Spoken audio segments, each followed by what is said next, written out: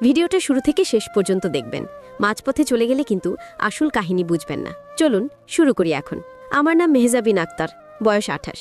আমি নারায়ণগঞ্জের ফতুল্লায় থাকি। স্থানীয় একটি কলেজে ইংরেজি পড়াই। পড়াতে পড়াতে অনেক সময় মনে হয় আমি কি শুধু বইয়ের ভিতরেই বন্দী হয়ে আছি? বাইরের পৃথিবী কি আমার জন্য কিছু রাখেনি? প্রতিদিন সকাল থেকে বিকেল পর্যন্ত একই ক্লাসরুম, একই ব্ল্যাকবোর্ড, একই চেহারা দেখতে দেখতে কখনো কখনো বুকের ভেতর অদ্ভুত এক শূন্যতা জমে যায়। আমি কারোর সাথে বেশি কথা বলি না। সহকর্মীরা ভাবে আমি নাকি একটু আলাদা, কিন্তু সত্যি বলতে আমি শুধু আমার ভেতরের কথাগুলো লুকিয়ে রাখি, কারণ আমার ভেতরের কথা সবাই শুনতে চাইবে না। সেদিন বিকেলে কলেজ ছুটি হওয়ার পর আমি গেটের সামনে দাঁড়িয়েছিলাম, আমার হাতে বই, কাঁধে ব্যাগ। আর তখনই নাকিব এসে আমার দিকে তাকিয়ে একটু থমকালো। রাকিব আমাদের কলেজের ছাত্র, বয়স 18-19, লম্বা, স্মার্ট। ক্লাসে খুব একটা কথা বলে না, কিন্তু তার চোখে সব সময় একটা প্রশ্ন লুকিয়ে থাকে। আমি ওর দিকে তাকাতেই বুঝলাম সে কিছু বলতে চাচ্ছে, কিন্তু সাহস পাচ্ছে না। আমি হেসে বললাম, কিরে রাকিব, তুই দাঁড়িয়ে আছিস কেন? বাড়ি যাবি না? সে একটু গলা খাকারি দিয়ে বলল, ম্যাডাম, যদি কিছু মনে না করেন তাহলে আপনার সাথে একটু হাঁটতে চাই। আমি অবাক হলাম, কিন্তু না বলার সাহসও পেলাম না, কারণ অনেক দিন ধরেই আমার ভেতরে এক অদ্ভুত শূন্যতা কাজ করছিল। আমি চুপ করে ওর সাথে কলেজের পাশের রাস্তায় হাঁটা শুরু করলাম। বিকেলের রোদ হালকা কমে আসছিল। রাস্তার দুপাশে ছোট ছোট দোকান, হকাররা চেঁচাচ্ছিল। আমি ইচ্ছে করে রাকিবের সাথে তাল মিলিয়ে হাঁটছিলাম। মনে হচ্ছিল আমি যেন অনেক বছর পর এই মুহূর্তের জন্য অপেক্ষা করছিলাম। রাকিব বলল, ম্যাডাম, আপনি সবসময় একা থাকেন কেন? আপনার তো কেউ বন্ধু নেই। আমি হেসে বললাম, সবসময় কি বন্ধু লাগে রে? সবসময় তো আর কেউ পাওয়া যায় না। রাকিব আবার বলল, তবুও আপনি চাইলে আমার সাথে কথা বলতে পারেন। আমি অবাক হয়ে ওর দিকে তাকালাম। মনে হচ্ছিল ছেলেটার মধ্যে এক ধরনের আন্তরিকতা আছে। আমি বললাম, তুই তো আমার ছাত্র। ও হেসে বলল, ছাত্র তো হতেই পারে, কিন্তু মানুষ তো আমি। আমি অবাক হয়ে চুপ করে গেলাম। সত্যি বলতে ভেতরে এক অদ্ভুত শিহরণ কাজ করছিল। হঠাৎ মনে হলো, আমি কি ঠিক করছি? কিন্তু আবার মনে হলো, আমি কেন নিজেকে আটকে রাখব? কলেজের গেট পেরিয়ে আমরা একটু দূরে নদীর ঘাটের দিকে হাঁটছিলাম। সেখানে বাতাস বেশ ভালো, নদীর জল চিকচিক করছে। আমি বললাম, রাকিব, তুই কি প্রায়ই এখানে আসিস?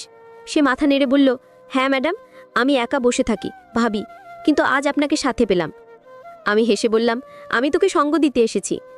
রাকিবের চোখে এক ধরনের উচ্ছ্বাস ফুটে উঠল। আমি বুঝলাম ও খুশি, আমিও খুশি। নদীর পাশে একটা বেঞ্চে গিয়ে আমরা বসলাম। চারপাশে হালকা অন্ধকার নেমে আসছিল, হাওয়া বইছিল। আমি হঠাৎ করে নিজের হাতটা টেবিলের ওপর রাখলাম। রাকিবও তার হাতটা কাছাকাছি রাখল। যদিও ছুঁয়েছিল না, কিন্তু এত কাছে ছিল যে মনে হচ্ছিল ছুঁয়ে ফেলেছে। আমার বুকের ভেতর ধকধক করছিল। আমি মনে মনে ভাবছিলাম, আমি কি পাগল হয়ে যাচ্ছি? কেন আমি এই মুহূর্তটা এত উপভোগ করছি? রাকিব ধীরে ধীরে বলল, ম্যাডাম, আমি চাই আপনার সাথে আরও সময় কাটাতে, শুধু ক্লাসরুমে নয়, বাইরেও। আমি চুপ করে তার কথাগুলো শুনছিলাম। আমার চোখ নদীর জলে আটকে ছিল। আমি বললাম, রাকিব, তুই যদি আজকে আমায় বাড়ি পৌঁছে দিস তাহলে ভালো হয়। সে মাথা নেড়ে রাজি হলো। আমরা হাঁটতে হাঁটতে কলেজের দিকেই ফিরছিলাম, কিন্তু আমার মনে হচ্ছিল এই হাঁটা যেন অন্যরকম, যেন আমাদের দুজনের ভেতরে একটা গোপন সেতু তৈরি হচ্ছে। বাসার সামনে এসে আমি বললাম, রাকিব, ধন্যবাদ, আজকে সন্ধ্যা আমার ভালো লেগেছে। ওর চোখে অদ্ভুত একটা ঝিলিক দেখলাম। ও বলল, ম্যাডাম, আমিও খুব খুশি। আমি হেসে বললাম, ঠিক আছে, তুই এখন যা। ভেতরে যেয়ে দরজা বন্ধ করে দিলাম, কিন্তু আমার বুকের ভেতর এখনও সেই নদীর হাওয়া বাজছিল। আমি জানতাম এটাই শুরু। সেদিন রাতে আমি বিছানায় শুয়ে ঘুমোতে পারছিলাম না। চোখ বন্ধ করলেই নদীর ঘাটে কাটানো সেই মুহূর্ত মনে হচ্ছিল। রাকিবের সেই দৃষ্টি, ওর হাতের কাছে আমার হাত থাকা, হাওয়া খেলা করা, সবকিছু এতটা স্পষ্ট হয়ে উঠছিল যে আমি মনে মনে কেঁপে উঠছিলাম। আমি ভাবছিলাম, একজন শিক্ষক হয়ে আমি কেন এভাবে ভাবছি? কিন্তু আবার মনে হচ্ছিল, আমি তো মানুষ, আমারও তো অনুভূতি আছে, আমারও তো ইচ্ছে হয় কেউ আমার পাশে বসুক, আমার কথা শুনুক। পরদিন কলেজে গিয়ে যখন ক্লাসে ঢুকলাম, তখন রাকিবকে সামনের বেঞ্চে বসা অবস্থায় দেখলাম। ওর চোখে সেই একই প্রশ্ন, সেই একই আন্তরিকতা। আমি পড়াতে পড়াতে ওর চোখের দিকেই বারবার চলে যাচ্ছিলাম, অথচ বাইরে থেকে কিছু বোঝার উপায় ছিল না। ক্লাস শেষে ও গেটের বাইরে দাঁড়িয়েছিল। আমি বের হতেই বলল, ম্যাডাম, আজকে কি আবার একটু হাঁটবেন? আমি ভেতরে ভেতরে হাসলাম, কারণ আমি নিজেই চাইছিলাম হাঁটতে। আমি বললাম, হ্যাঁ চলো।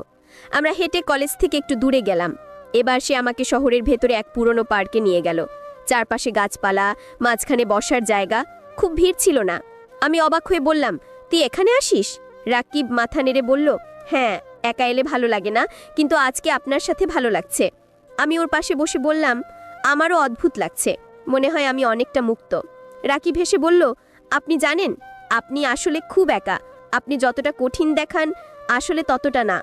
আমি চুপ করে গেলাম, কারণ ছেলেটা একেবারে আমার মনের কথাই বলে দিল। আমি বললাম, তুই কি মনে করিস আমি একা? রাকিব একটু কাছে এসে বলল, হ্যাঁ ম্যাডাম, আমি জানি, কারণ আপনার চোখে সেটা লেখা আছে। আমি বুকের ভেতর এক অদ্ভুত ঝড় অনুভব করলাম। কেন জানি না আমি আর শিক্ষক ছাত্র সম্পর্কের দেয়ালটা সামনে দেখতে পাচ্ছিলাম না, বরং মনে হচ্ছিল আমি কেবল একজন নারী যে দীর্ঘদিন ধরে একাকিত্বে ভুগছে। রাকিবের উপস্থিতি আমার নিঃশ্বাসে অন্যরকম অনুভূতি জাগাচ্ছিল। পার্কে বাতাস বইছিল, গাছের পাতা সাঁই সাঁই করছিল।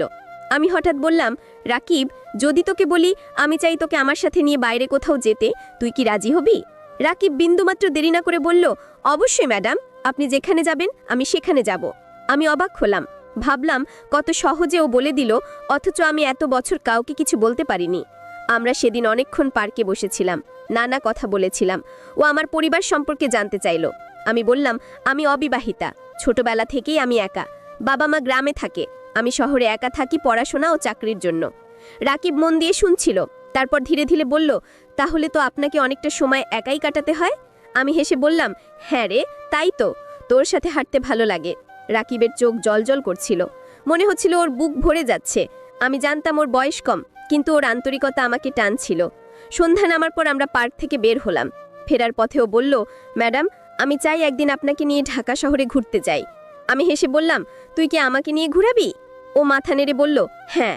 আমি চুপ করে ওর দিকে তাকালাম, মনে হচ্ছিল আমি যেন কোনো নতুন কিছুর দিকে হাঁটছি। বাসায় ফিরে দরজা বন্ধ করতেই বুকের ভেতর হালকা শিহরণ বয়ে গেল। আমি জানতাম আমার ভেতরে কিছু একটা বদলাচ্ছে। পরদিন রাকিব আমাকে ফোন করলো, যদিও আমি আগে নম্বর দিইনি, কিন্তু সে সহপাঠীর কাছ থেকে আমার নম্বর জোগাড় করে নিয়েছিল। আমি অবাক হয়ে বললাম, তুই কিভাবে আমার নম্বর পেলি? সে হেসে বলল, কষ্ট করে